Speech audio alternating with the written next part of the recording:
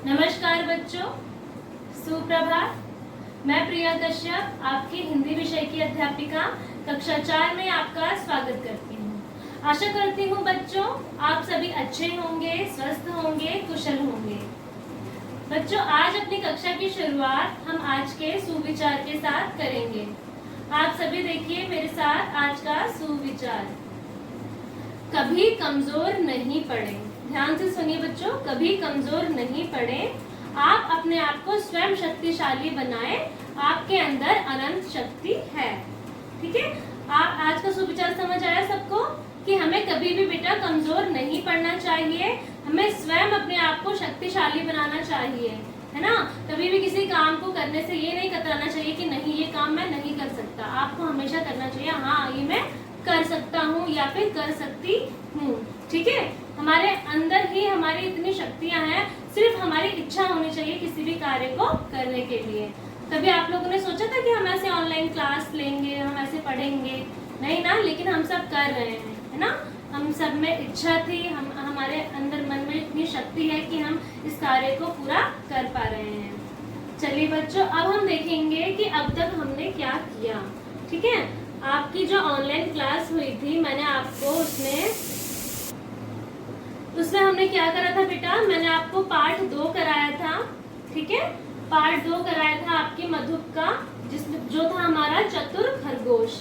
फिर उसके बाद मैंने आपको आपकी ऑनलाइन क्लास में उसका मैं अभ्यास कार्य हमने शुरू कर दिया था, है ना। उसमें मैंने क्या क्या कराया था आपको, पृष्ठ संख्या 20 पर मैंने देखिए आपको कराया था। सबसे पहले मैंने आपको बोलिए, आपको मैंने उसमें बताया था कि बोलने में आपको ये सब देखना है। ठीक है, वो आपको मैंने आपके ऑनलाइन क्लास में कराया था, आपको याद होगा। फिर उसके बाद लिखिए में मैंने आपको क्या कराया था कि कहानी के क्रम के अनुसार अंक लिखने थे आपको, है ना, वो हमने करे थे। फिर उसके बाद दूसरा मैंने आपको कराया था कि सही उत्तर पर सही का निशान लगाइए। ठीक है बेटा, ये भी मैंने आपको कराया था, है ना। इसका आपको पीडीएफ भी मिला होगा या मिल जाएगा आपको। ठीक है, कल की जो आपकी अपनी ऑनलाइन क्लास हुई थी। फिर उसके बाद हमने करा था कुछ शब्दों, तीसरा जो था कुछ शब्दों में उत्तर लिखिए। ठीक है बेटा, वो भी मैंने आपको कराए थे। याद है सभी को कैसे कैसे हमने ये करा था बेटा? हाँ, बहुत अच्छे। तो अब हम उसके आगे का करेंगे व्याकरण संबोध। ठीक है, जो पृष्ठ संख्या 21 पर है।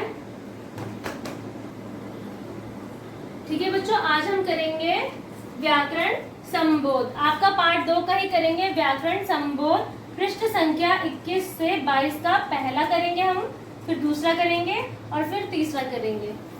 आइए अब हम अपनी देखते हैं व्याकरण संबोध किस प्रकार हमें करना है। चलिए बच्चों, देखिए बच्चों, हमारी जो पहले की वीडियो है आपने देखा होगा। मैंने आपको जो हमारा ये पार्ट था चतुर आकाश वाला, ये मैंने आपको कराया था, है ना।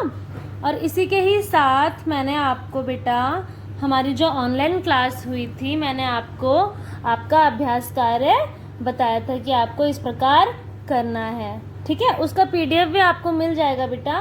लेकिन अब देखिए आज जो हम करेंगे, आज हम करेंगे समझिए व्याकरण संबोध। ठीक है, तो सभी बच्चे इसको ध्यान से देखेंगे, करेंगे। ठीक है, और यदि आपको कोई परेशानी होगी तो आप मेरे से पूछ लीजिएगा। ठीक है बेटा, चलिए अब शुरू करते हैं। मैंने एक तो आपकी किताब में हल हो रखा है और दूसरा भी मैंने करा था, अब साथ साथ हम करेंगे। ठीक है, मैं आपको यहीं पे ही समझाऊंगी। पहला देखिए, पृष्ठ संख्या 21 पर होगा ये आपका। विलोम लिखिए, है ना। विलोम मतलब इसके विपरीत लिखना है आपको। कौन सा होगा, जैसे सुरक्षित है, सुरक्षित का होगा असुरक्षित। सुरक्षित का अर्थ क्या होता है बेटा, मैंने आपको बताया भी था, अच्छी तरह, है ना। जब हम शब्दार्थ मैंने आपको नए शब्द भी जब बताए थे तो मैंने आपको बताया था अच्छी तरह। और असुरक्षित, यदि कोई भी अच्छी तरह नहीं है, असुरक्षित हैं हम, है ना। हम अपने घर में असुरक्षित हैं या हम अपने घर में सुरक्षित हैं। ठीक है, अच्छे तरीके से हैं। फिर उसके बाद समझदार। समझदार का इसका विलोम होगा ना समझ, है ना। जैसे मेरे चौथी क्लास यानी 4th क्लास के बच्चे सारे बहुत समझदार हैं, है ना। आकाश बहुत समझदार था, है ना।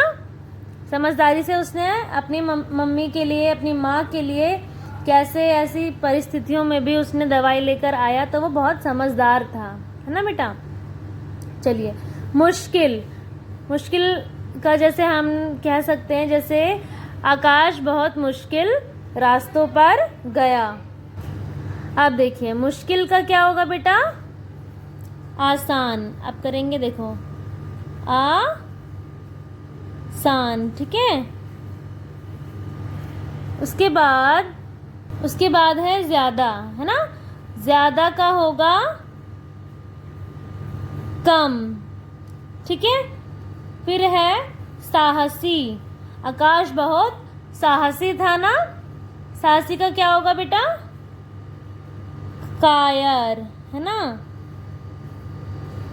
कायर होगा, है ना। बहुत साहस के साथ उसने अपनी साहसी दिखाई थी और उसने शेर को, रीछ को, सबको मात दे दी थी, है ना। दिन। दिन का क्या होगा बेटा? रात। दिन का रात, है ना। चलिए, अब आगे चलते हैं। देखिए, आपकी पृष्ठ संख्या 22 पर अब अगर अब आप आएंगे तो दूसरा देखिए, रंगीन शब्दों के वचन बदल कर वाक्य दोबारा लिखिए। बेटा, हमने हिंदी व्याकरण में मैंने आपको वचन भी बताए थे, है ना। याद है सबको वचन? एक वचन था, बहुवचन था, है ना। जिसमें एक वचन में एक ही, जिसमें संख्याओं, हम संख्या देखते थे हम, है ना। एक से अधिक संख्या है तो हमारा बहुवचन रहता था, एक संख्या है तो हमारा एक वचन रहता था। तो आइए देखते हैं, जो रंगीन शब्द हैं उनको हम, उनके वचन बदलकर हम लिखेंगे। पहला उदाहरण देखिए, आपको दिया हुआ है, वैद्य ने दवा बताई। अब रंगीन शब्द कौन से हमारे? वैद्य और दवा। तो वैद्य को हमें वचन बदलना है, तो वैद्यों हो जाएगा, है ना। वैद्य, एक वैद्य की बात हो रही है, एक वैद्य की, और बहुत सारे, तो वैद्यों ने दवाइयाँ। अब दवा पे भी हमारा रंगीन था, तो दवाइयाँ, दवाई का क्या हो जाएगा? दवा का दवाइयाँ बताई, ठीक है। अब देखिए, दूसरा देखिए, वह पेड़ पहाड़ की घाटी में होता है। अब इसमें 3 हैं हमारे जो रंगीन है। अब हमें देखो क्या करना है, देखिए, वह, है ना, पेड़, पहाड़ का पहाड़ों हो जाएगा, पहाड़ों की, घाटी था तो क्या हो जाएगा? घाटियों में होता है, ठीक है। वे पेड़ पहाड़ों की घाटियों में होता है। होता है नहीं बेटा, होते हैं होगा, ठीक है। होते हैं, घाटियों में होते हैं। अब देखिए, आगे रास्ता और भी खराब था, तो इसका क्या होगा? आगे रास्ते और भी खराब थे, है ना। रास्ता का रास्ते हो जाएगा। देखिए, आगे रास्ते और भी खराब था का थे हो जाएगा, है ना। बहुत सारे रास्तों की बात हो रही है, आगे रास्ते और भी खराब थे। अब उसके बाद है, पहाड़ी नदी में पत्थर बहुत होते हैं, तो इसका क्या हो जाएगा? नदी हमारा रंगीन हो रखा है। अब देखिए, पहाड़ी नदियों में पत्थर बहुत होते हैं ना, नदियों हो जाएगा। पहाड़ी नदियों में पत्थर बहुत होते हैं। अब इसके बाद बेटा तीसरा देखेंगे, संज्ञा के 3 प्रकार हैं। आप सभी को पता है ना, आप लोगों ने संज्ञा पाठ पढ़ा था छुट्टियों से पहले, जिसमें व्यक्तिवाचक संज्ञा थी, जातिवाचक संज्ञा, भाववाचक संज्ञा, है ना। व्यक्तिवाचक संज्ञा क्या होती है? किसी विशेष व्यक्ति, वस्तु या स्थान का नाम, जैसे गीतिका, है ना, एक नाम है, व्यक्ति का नाम है। मनाली एक विशेष स्थान का नाम है, ठीक है। फिर उसके बाद जातिवाचक संज्ञा, किसी प्राणी, वस्तु या स्थान की पूरी जाति का नाम, जैसे शेर, किताब, विद्यालय, है ना। जैसे किताब, सिर्फ एक किताब की बात नहीं हो रही, पूरी किताब की जो जाति है उसकी बात हो रही है, और सिर्फ एक विद्यालय की बात नहीं हो रही, यहाँ पर सभी विद्यालयों की बात हो रही है, ठीक है बेटा। अब देखिए भाववाचक संज्ञा क्या थी। भाववाचक संज्ञा क्या थी बेटा? मन के भावों के नाम, जैसे दुख, खुशी, है ना। ये सब हमारे क्या होते हैं बेटा? भाव होते हैं, है ना, जो मैंने आपको बताया बेटा। जब हमने पाठ को दोहराया था तब मैंने आपको बताया था। अब आपको क्या करना है, देखिए आपके पास आपकी किताब में अगर आप देखेंगे तो ये पीले कलर में कुछ आपके शब्द दिए गए हैं। अब आपको इसमें से ये छांटना है कि आपका व्यक्तिवाचक संज्ञा में क्या आना है, जातिवाचक संज्ञा में क्या आना है और भाववाचक संज्ञा में क्या आना है। यहाँ पर एक उदाहरण के माध्यम से बताया गया है, आइए देखते हैं। देखो व्यक्तिवाचक संज्ञा में आकाश आ गया। आकाश एक नाम था, व्यक्ति का नाम है ना, तो आकाश यहाँ पर आ गया। और क्या आएगा बताओ जल्दी से। देखो आकाश है, हंसी है, शहर है, हिम्मत है, अमित है, मनाली है, भालू है, साहस है, फल है। और क्या है बेटा? अमित आएगा यहाँ पे, ठीक है। ये भी एक विशेष क्या है, एक नाम है व्यक्ति का, है ना, नाम है। और मनाली आ जाएगा बेटा, मनाली, क्योंकि यहाँ एक विशेष स्थान की बात की गई है ना। सिर्फ कोई भी ऐसे नहीं दे रखा, एक आपको एक स्थान का नाम दिया हुआ है, तो आप यहाँ पर ये लिखेंगे, जो कि हमारे यहाँ पे देखो हमने पढ़ा था तो भी उसमें यही दर्शा रहा है। अब जातिवाचक संज्ञा, है ना। अब जातिवाचक संज्ञा में क्या आएगा बेटा? बताओ, सोचो, अपने मन में सोचो क्या आएगा इसमें। ऐसा क्या है जो किसी एक विशेष जाति का नहीं बोध करा रहे हैं, पूरी जाति का बोध करा रहे हैं? क्या है बताओ, जल्दी बताओ बेटा। जैसे हमारा शहर, है ना। देखो अभी बताती हूँ मैं शहर कैसे होगा। ये यहाँ पर शहर बेटा इसलिए हो रहा है, यहाँ पर केवल दिल्ली शहर की बात नहीं हो रही, सिर्फ जयपुर शहर की बात नहीं हो रही। शहर मतलब पूरे शहर की बात हो रही है, शहर की पूरी जाति को हमने ले लिया है ना। तो यहाँ पर ये शहर आ गया। अब देखिए, अब दूसरा क्या होगा हमारा बेटा, बताओ जल्दी। फल। अब देखो फल क्यों आया यहाँ पर? फल की पूरी जाति की बात हो रही है, सिर्फ आम की बात नहीं हो रही, सिर्फ अनार की बात नहीं हो रही है, हम पूरी जाति को लेके बात कर रहे हैं, फलों की जाति, है ना। केवल विशेष एक फल की बात नहीं कर रहे हैं, हम सभी फलों की बात कर रहे हैं। और यहाँ पर आएगा बेटा हमारा आखिरी में क्या आएगा? भालू। अब आप सोचोगे मैम भालू क्यों आ रहा है? अब बेटा भालू की भी कई प्रजातियां होती हैं, है ना।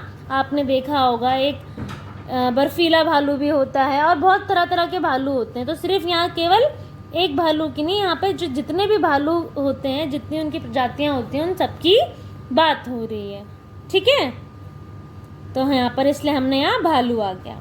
अब देखिए भाववाचक संज्ञा, है ना। अब भाववाचक संज्ञा तो आपको आराम से पहचान जाना चाहिए, जैसे हमारी हंसी, है ना। हंसी हमारा भाव है, ठीक है। अब दूसरा देखिए और क्या हो सकता है बेटा? और ढूंढो ढूंढो ढूंढो।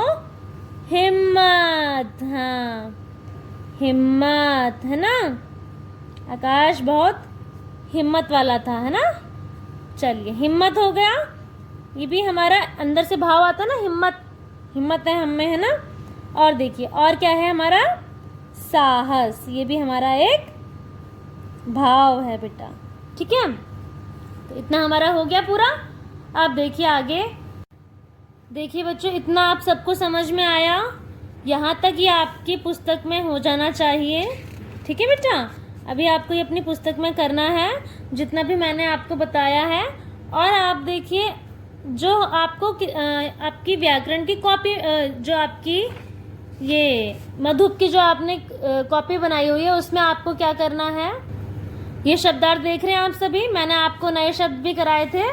ठीक है, और ये भी आपको अपनी कॉपी में करना है। ठीक है, जो आपने मधुप की कॉपी बनाई होगी उसमें आपको ये शब्दार्थ आज होमवर्क में करेंगे आप। ठीक है बेटा? तो बच्चों, आपने देखा आज का हमारा व्याकरण संबोध है ना, वो आपको अपनी पुस्तिका में करना है। अच्छे से सारे बच्चे उसको कर लेंगे। और साथ ही बच्चों, आपको अपनी जो मधुप की आपने कॉपी बनाई है, ठीक है, उसमें आप शब्दार्थ लिखेंगे जो आपकी किताब में दे रखा है। ठीक है बेटा? और उसके बाद भी मैंने आपको जो नए शब्द और कराए थे वो भी मैंने आपसे पहले वीडियो में कहा था कि आपको वो भी करने हैं। तो मैं आशा करती हूँ आप सभी ने वो कर लिए होंगे। ठीक है, और आज का जो भी है व्याकरण संबोध आपको समझ आया होगा। इसको अच्छे से पढ़िए बेटा। ठीक है, ये नहीं कि जब परीक्षा आएगी तभी आप पढ़ेंगे। आप धीरे धीरे जो भी हम आपको करा रहे हैं लिखने के साथ साथ उसको पढ़ना भी शुरू कर दीजिए। धन्यवाद।